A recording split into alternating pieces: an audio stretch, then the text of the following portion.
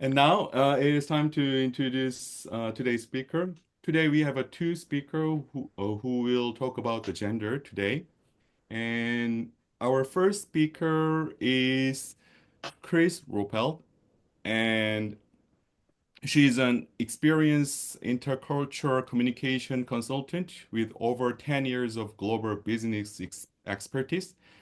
And she have lived and worked and traveled across 63 countries, and Kris now called Denmark as a home, and her insight have been trusted by organizations such as Greenpeace, Hasbro, and also Goe. I forgot how to pronounce this one. Goethe Institute. Goethe. Goethe Institute. Sorry, I'm sorry. Goethe Institute, where she's helped international teams navigate the challenges of cross-cultural collaboration. Today, her session, International Women's Day, how people in different cultures see it from opposite perspectives, begins with a real case from one of her American British clients who recently merged with a Soviet company, and a congratulatory video from the post-Soviet male colleague wishing the woman to stay pretty and cherish their natural femininity sparked unexpected tension. So no women were featured in the video, and reactions from both office couldn't have been more different. So why do women from different cultures often feel divided on this day instead of united? And why do messages of celebration sometimes lead to blame or misunderstanding? In this session, Kris will unpack the cultural roots for this opposing perspective on femininity and feminism. So please help me welcome our first speaker, Kris. Many thanks, Andy. Thank you, Jane, and thank you everyone for coming today and being in person for this quite exciting topic. To begin with, I would like to ask you to please give me a nod or a thumbs up if you can see my slides, if everything looks nice and clear. Yes, fantastic. Thank you very much. And thank you, Andy, for bringing up this case again that has actually sparkled my interest in diving deeper into that topic and seeing why actually people from different countries, not only women, but in general, people from different countries might be seeing gender holidays and gender agenda, not in just different ways, but in completely opposing ways. So, just to recap what was originally the case, it's true it was a multicultural client consisting of both American, European, and post Soviet colleagues who were working together in different offices in the same online space. And on the International Women's Day last year, post Soviet men have decided to congratulate their female colleagues with a special congratulatory video, which praised their natural beauty and femininity, etc. So the video didn't feature a single woman at all, and that has provoked a lot of discussion, very heated and sometimes emotional, that caused huge disagreement in the team. And this couldn't be more than an illustrative case. So let's dive deeper on what has been the reason and the root cause, as well as in all other intercultural topics. I think we should try to dig a little deeper rather than just superficial differences. So let's see how this actually has evolved. This is a homemade map that my colleague has created specially for our discussion conversation, featuring the dark blue countries, dark turquoise countries that officially celebrate Women's International Day as a public holiday, and the light blue or light turquoise countries are the ones that only celebrate this day for women. It's curious to see if in your country Women's International Women's Day is celebrated officially. You can write that down in the chat. That would be very curious. But what is more curious, I think, is this following map.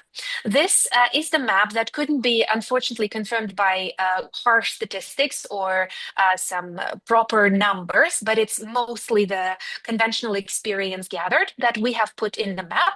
And that shows the countries where International Women's Day is celebrated as the holiday of beauty and femininity and motherhood. That's in the dark blue. And the light blue is completely the opposite, the celebration of gender equality, women's empowerment, sisterhood, etc. Also, that would be very curious to see in the chat if you can share with us if in your country there is a specific agenda which is being celebrated. Let's dive deeper and see the practical examples, how it actually looks in the West. And I'm very sorry to put it as the West because it's a very differentiating concept, but for the sake of today's 10 minutes long presentation, we'll have to put it this way. This is a typical poster that you can see in a corporate environment or in a personal congratulatory little postcard. And this is how a gift might look in a post-Soviet space. This card says, the 8th of March, I wish you spring and beauty. And it's usually about flowers, butterflies, everything in pink, etc., etc. So that's a purely concept of women being the best and the most pretty part of the humanity. And if we speak about the traditional congratulatory messages, then in the West, again, sorry for this simplification, may your dreams be big, may your ambitions be bold, and a heart full of happiness with a smiley of a muscle or maybe a strong hand, whilst in the post-Soviet space, for example, as again, a pretty illustrative example, we'll see lots of tulips, lots of inspiration to be prettier, love full of happiness and love, etc., etc. So you can see the truly contrasting messages that we are observing here. And there's definitely a reason behind that. So let's try to see. For the sake of comparison in the short period of time, I'd like to just compare three countries, the US, France, and the Soviet Union versus Russia, which is one of the heritage countries from the Soviet Union. We'll be diving a little bit into history. I've chosen these three countries because these three have featured in my specific case. Also, those are the countries which I closely work with, and I speak all the three languages, English, French, and Russian. So that was a bit easier for me to rely on those sources. So let's have a quick look. And I promise you will be able to find all the statistics in my slides afterwards if you want to verify them or have a little deeper look at them. So I think it's important to start with when women had started to gain political freedom and when they've started getting proper political vote and proper empowerment, let's put it this way. In France, it happened in 1944, in the US in 1920s, and in the Soviet Union, most of the modern days rights were granted to women in 1917. So as you can see, for the people that now celebrate International Women's Day as the day of femininity, it's quite strange that things have shifted completely from the opposite. These people have been enjoying the freedoms and the rights that women in the West have only gained later, for at least 4 generations. So women had all the opportunities to work, to choose their career and profession, and to study as well for at least 4 generations. That's curious. Let's move on and see forward. How about the nurseries? One of the most empowering features of women to get the opportunity to work, because if they decide to get pregnant and have a baby, having a public nursery is extremely important for you to be able to continue your work. In France, it's post-World War II. In America, it's about 1954. And in the Soviet Union, again, it's 1933. So as we can see, quite a long period of time already when Soviet women have been enjoying the opportunity to come back to work after they deliver a baby. Quite a radical contrast already. And then if we have a look at the maternity leave as an established phenomena in the society, what we will see is in France, it was introduced in 1938. In the US, only in 1993 with 12 weeks of unpaid leave. That is quite a dramatic contrast compared to Europe. And in USSR, again, 1921, the opportunity for women to have some time off their work to be compensated for the government. And again, if we look at the length of the maternity leave, that would be even more curious. In the USSR, a woman could stay on her maternity leave without losing a job for 3 years, which is a wow concept for a lot of countries across the world. And in Russia, it's now 140 days. So still quite a lot, much more than in the majority of countries across the world. Then if we look at the significance of how many males were lost during the World War II, which was a pretty dramatic, important phenomena for all of the three countries that I'm mentioning here, we will also see an important impact that it has made on the societal perspective.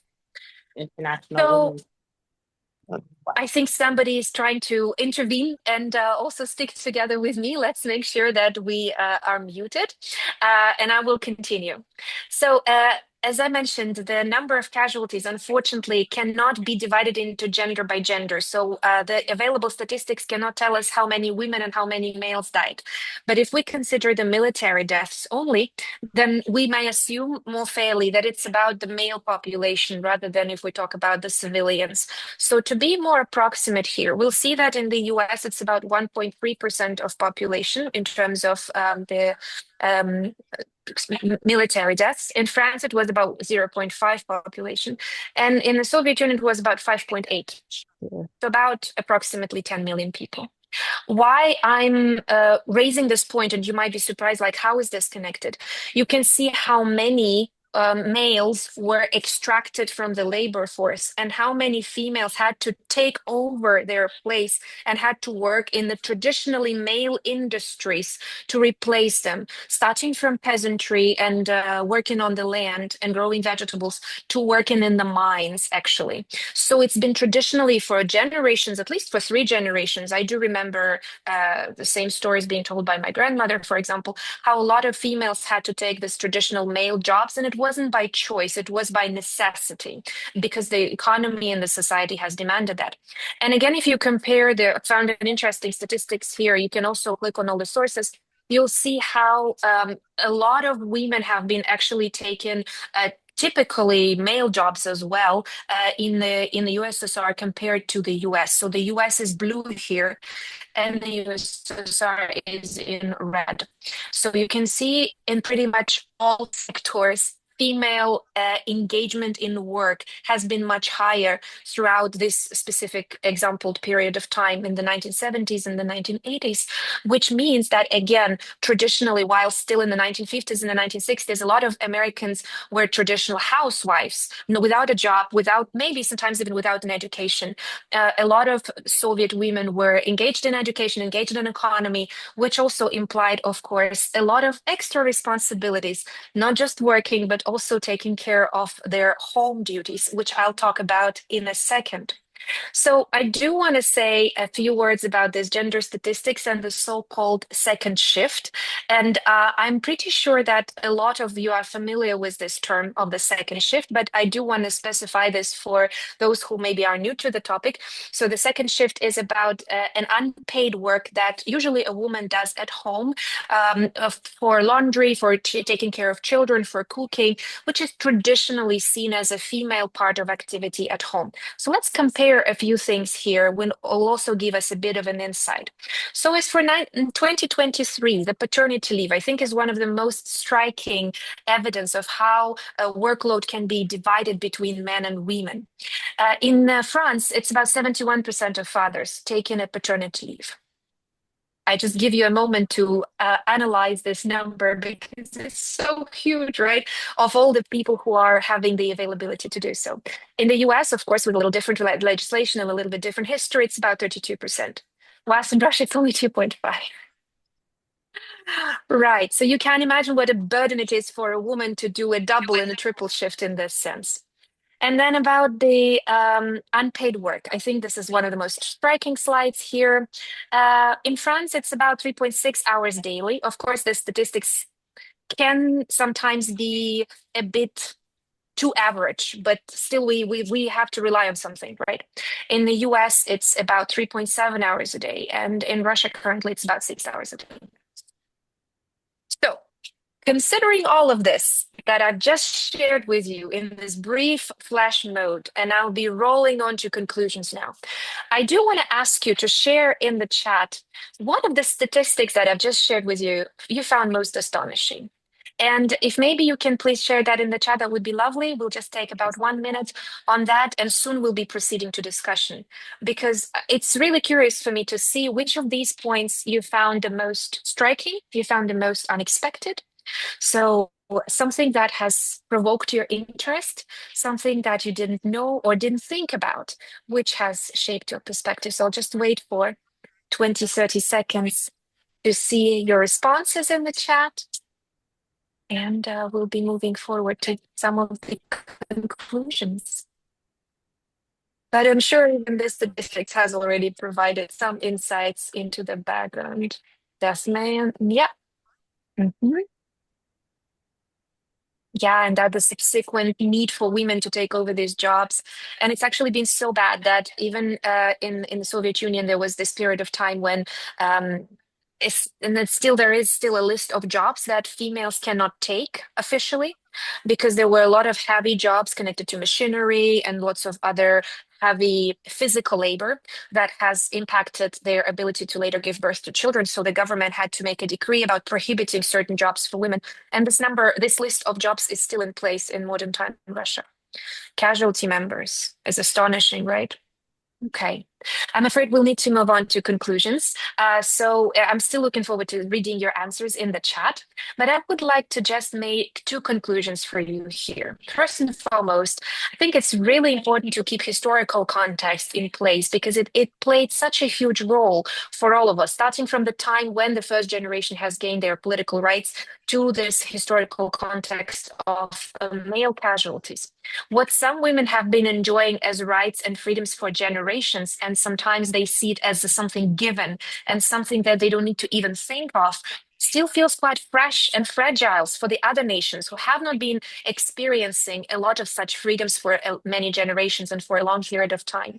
And my second important point is that the patriarchal culture, where a woman is still supposed to be doing a lot of activities at home during the second shift, plays a trick with many of the countries. Because even though you might have a lot of social support, such as available nurseries or maternity leave and formal rights, a lot of post-Soviet women, for example, and many post-communist countries that you can take, such as Cuba or Vietnam, for example, women are still overloaded with the second shift work and they have very high expectations of their appearance and how they look, which ultimately results in the fact that for so many women, having this one day when their femininity and beauty and the flowers and all attention is centered around them is something that they cherish so much rather than the talk of empowerment. And I'm not standing on one side or the other. I can share my personal perspective if you're interested and how I celebrate the 8th of March. But I just urge you, by looking at these conclusions, to take a closer look at the historical and cultural and societal contexts to try to understand why this or that part of the world or this or that society is making this or that choice based on those contexts. At this point of time, I'm happy to transition to questions, and I think we have about 15 minutes for them. Wow, wow, wow. Thank you very much, Chris. Thank you for sharing such a striking statistics and also the valuable insight you discovered. And as you mentioned, it was 15 minutes sharp. Wow, that's amazing. So now let's open, let's have a Q&A sessions. And if you want to have a discussions, feel free to raise your hand, or you can ask directly, or you can write questions on a chat. Does anyone have a questions?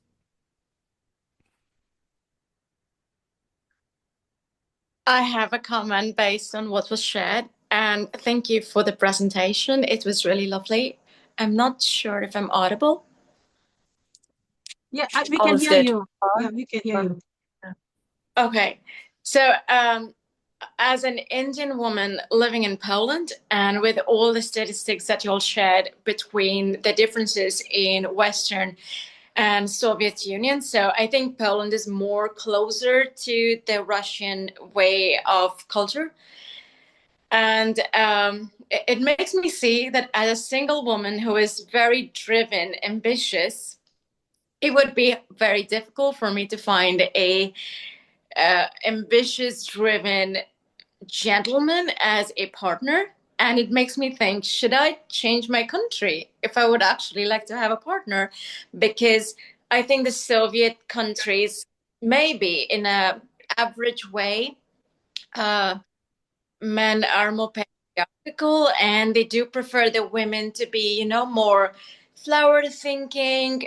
Not, I so women are quite well, but for an ambitious woman to find an ambitious man in Polish culture, I think that would be very slim. That's my Thank you, observation. Belinda. Yeah. Yeah. May I respond to that? Sure. Yes, please. Yeah, thank you. Well, Belinda, I think what you're talking about here are three different dimensions, and let me address them separately. First one is about how we see cultural statistics applying to personal situations. That's the first observation. Second is about how we can assess the current situation in Poland in relation to its post-Soviet or post-communist attitudes. And the third point is about the choice of country based on certain criteria which are important for your values. So let's go step by step. The first point is about applying the universal statistics into your personal story. There is a fantastic professor, Edwin Hoffman, whom I've been proud to learn from and to get a certification in my intercultural consultancy, who coined a phrase which I really like. Cultures don't meet, people do, he said. I just give you a chance to observe this quote. Cultures don't meet, people do. So even though statistically it may be true, but I need to double check that with Polish situation, so I cannot tell you on the top of my mind. Even though if in Poland you might see a certain tendency for patriarchy or a certain tendency for women's expectations or a certain tendency for a more flowery behavior, you would still observe a lot of individual exceptions and individual examples which do not follow this trend. As in any society, there are multiple situations when people live contrary to the typical or stereotypical or average values of the society. As a person who has found a fantastic ambition supporting Russian husband for myself, I should say that it's also been a beautiful a combination of individual features, and this person supports me more than anyone else. And I believe that yeah, you can always find a lot of examples and exceptions from a general rule of thumb. So I wouldn't be that disappointed in advance in the search for a partner who shares particular values that would align with you. Second point is about how you assess modern days Poland. And I should say that even though there is this huge context of the post-communist influence, Poland is currently pretty integrated in the European Union. And what I'm happy about living in Denmark and living in the European Union is that the general guidelines and the general attitudes that the European Union as an entity spreads around are pretty strong. So even if, again, there are lots of post-communist countries, post-Soviet countries in the European Union, you still have a lot of enjoyment that you can get from diversity, inclusion, and belonging programs. You still have a lot of empowering women-related NGOs, which are flourishing. So I think step by step, the situation is changing. And the fact that Poland is now associated with the European Union much more than with the post-Soviet countries is a given fact that shows a certain direction. Even though I understand very well the previous government has been pretty conservative, but still there is a change and there's a shift happening. And last but not least, the point that I wanted to address is what was that? I've almost forgotten that now. Give me a second to recap. It was about changing the country based on the value criteria. So I think it might be a little overdramatic to say that based on this only criteria, you should change the country. But of course, there is a certain list of values that you should consider while you are choosing a country to stay in. If this is the only thing that keeps bothering you and the rest of the value-related points in Poland are very much in line with you, then I wouldn't see any reason to dramatically reinvent your life based on that, especially considering that there are so many beautiful, ambitious men from Poland, including some of my friends that I know are very non-patriarchal. But of course, I totally value the approach that if you feel culture-wise, this specific country may not be satisfying your life goals and expectations, that's a very good point to consider. Thank you very much. I appreciate that. Mm-hmm. Can I ask a question? Yes, please. Yeah, thank you very much that was a very interesting talk. and maybe you should be making. Sounds like you should be making some introductions with your Polish men friends. I had a question. I'm not sure if you've looked at the post. I'm not sure if you've looked at the post the current situation in Russia and compared Soviet Russia to Russia today, because I mean we've had a swing from a very far left political system to a very far right political system. Has that had much impact on these cultural norms? Thank you, Donald. That's a great question. On a side note, before I answer your question, as a disclaimer, I would hardly say that this current government can be classified as the far right. I would rather say this is the government without the ideology, rather with an authoritarian component to that. But anyway, I get what you mean. Depending on the political school, I guess you can call it the far right. I think my answer might take a long time because I would love to elaborate on that. And if you're interested, we can definitely engage on LinkedIn and later exchange some of the opinions on that. Sure. Or over email. But to give you a very brief answer, throughout the so-called liberal years in the 1990s and then 2000s, there was a huge surge in the pro-women, feminist, and women empowerment institutions and NGOs in Russia, which have actually left a lot of nice heritage and traces of work that are still being cherished by so many women's communities in modern days Russia. However, if we speak about the recent years, in the 2010s and just especially 2020s, the regime has been shifting so dramatically so as to limit the rights of the NGOs and limit the rights of a lot of nonprofit feminist related work. And I guess that is connected in many senses to the priorities of the political regime, which is mostly interested in having an obedient labor force in a traditional version rather than empowered, strong women. So, in a sense, there has been both a period of a very open, very feminist oriented NGO related work. And now there is a period of the so-called limited availability for feminist ideas to be developed. It has certainly been a very short period of time with so many changes. But I would love to discuss that deeper and give you more detailed answers rather than just the superficial comment. Sure. Let's take it offline. Thank you.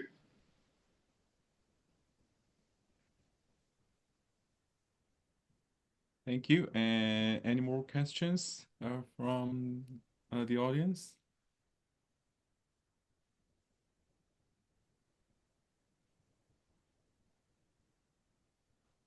I hang on, am I not muted? Yes. I mean, your conversation between Kris and Donald just explained my doubt. I mean, when I was listening to Kris, I was like, there was the numbers that during the presentation you showed didn't add up. So there was a dramatic shift in the Soviet Union to Russia, so from far left. I mean, cherishing strong women's right, and to the current, the where women's right and is not really appreciated and highlighted. So that explained, because I had a lot of doubts. These numbers don't add up. But thank you for that conversation. Yeah.